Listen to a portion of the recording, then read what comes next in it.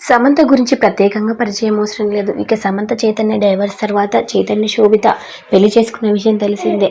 అయితే శామ్కి చైతన్య డైవర్స్ ఇచ్చినందుకు శామ్కి చైతు భరణం ఇవ్వాల్సి ఉంటుంది. అయితే ఆ భరణాన్ని కూడా సమంత ఆశించలేదంట.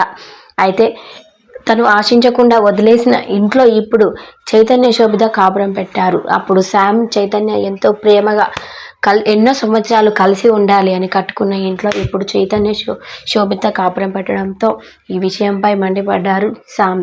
నేను వదిలేశానంటే అది వేరే ఒకరికి పంచిపెట్టమని కాదు అని పలు బ్రాడ్కాస్టింగ్లో కూడా చెప్పుకొచ్చారు సమంత. వాళ్ళ ఇంటర్వ్యూస్లో కూడా చెప్పుకొచ్చారు సమంత. ఇక తను ఎంతో ప్రేమగా కట్టించుకున్న ఇల్లును కూడా శామ్ ఆశించలేదు.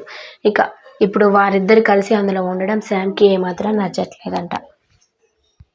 ఏది ఏమైనప్పటికీ ఇప్పుడు శామ్ చైతు విడిపోయారు కాబట్టి ఇక వారిద్దరు అందులో కలిసి ఉండడంలో తప్పేముంది అని కొన్ని కామెంట్స్ అయితే వినిపిస్తూ వచ్చేస్తున్నాయి. కానీ శామ్ చైతు ఇద్దరు కలిసి కట్టుకున్నారు కాబట్టి అందులో శోభిత ఉండకూడదని ఇంకొన్ని కామెంట్స్ కూడా వినిపిస్తూ వచ్చేస్తున్నాయి.